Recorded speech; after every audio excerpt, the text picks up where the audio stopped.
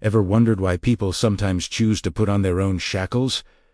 It's a wild thought, right? Throughout history, we've seen civilizations rise and fall, all while this puzzling question lingers. Why do free folks often settle for chains of their own making? Why do citizens who could demand honesty and integrity end up backing leaders who lie, twist the truth, and play dirty? This isn't just a question from the past. It's super relevant today, especially with all the craziness in politics, media, and technology. Over 2,000 years ago, Plato observed the unraveling of Athenian democracy. The people, once hungry for truth, had become intoxicated with flattery. Politicians served appetites, not the common good. The assembly had devolved into a theater of empty words. Plato warned that unchecked democracy would not end in freedom, but in tyranny. His warning was not mere speculation. Plato witnessed the democratic condemnation of Socrates, guilty only of asking dangerous questions and exposing ignorance. When truth becomes inconvenient, the crowd chooses lies. When freedom becomes heavy, the crowd chooses chains. Plato described this cycle with chilling clarity. Democracy begins with a hunger for freedom. The people demand equality, dissolving hierarchies. But slowly, liberty becomes license. Every opinion, no matter how ignorant, is granted equal weight. Authority dissolves, discipline erodes, and society becomes intoxicated with excess. Then comes the turning point. Chaos breeds a longing for order. A demagogue rises flattering the people and promising to restore balance. He becomes their champion, then their master. The voice of the people becomes the voice of tyranny. Democracy dies not by external conquest, but by internal decay. This cycle has echoed through centuries. Rome's republic became Caesar's empire. Weimar Germany surrendered to Hitler. Countless nations have seen democracy curdle into authoritarianism. Each time, the crowd believed they were choosing liberation.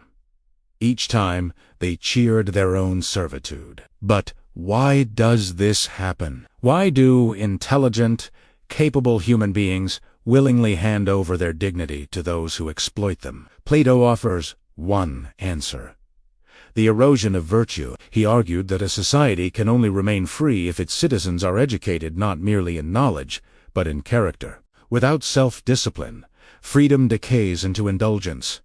Without truth, debate collapses into noise. Without justice, equality becomes envy. Yet Plato's analysis is not the only lens. Nietzsche sharpened the diagnosis, seeing a deeper sickness: the death of truth itself. When foundations collapse, people do not become free creators. They become desperate followers. They invent new idols, new gods, new leaders to fill the void. Nietzsche argued that most people do not actually want freedom. They fear it. Freedom demands responsibility and courage. It means there is no one left to blame. So the masses choose what he called the herd instinct. They choose belonging over truth, obedience over independence, comfort over greatness. Corrupt leaders thrive because they understand the herd better than it understands itself. They offer security, not truth. They promise protection, not responsibility. They speak to resentment, envy, and fear. And the crowd, relieved to be absolved of freedom's burden, cheers.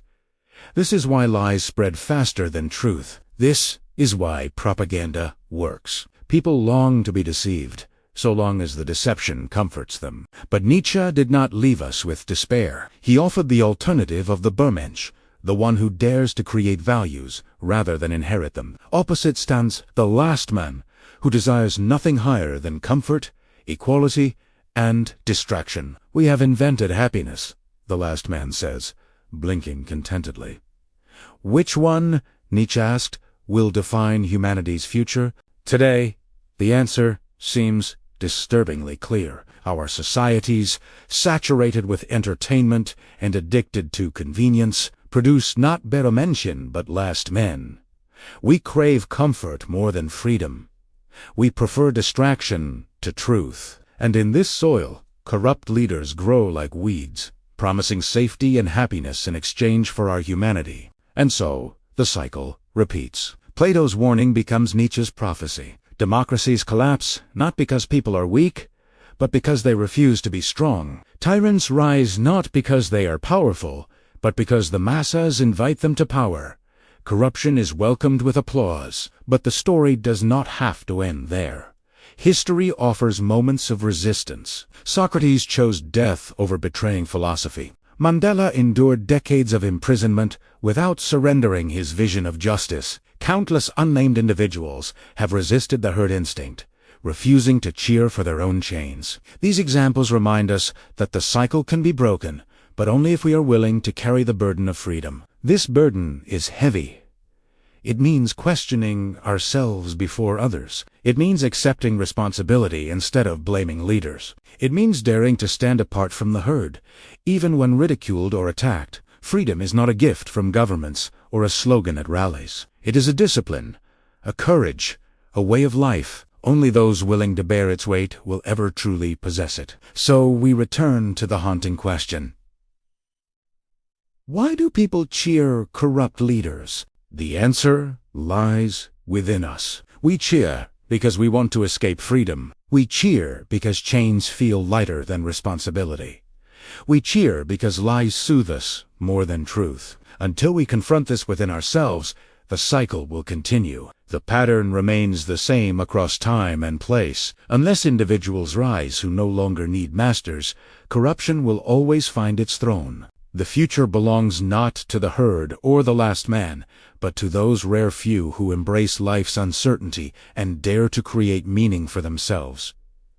The choice is ours. We can remain in the crowd, cheering as flames rise, praising the hands that set them, or we can step out of the herd, embrace the burden of freedom, and become something more. The question is not whether corrupt leaders will appear. They always will. The question is whether we will remain their audience, or finally learn to walk off the stage. So the next time you see the crowd roar in unison, the next time you hear the applause swell, ask yourself, what are they cheering?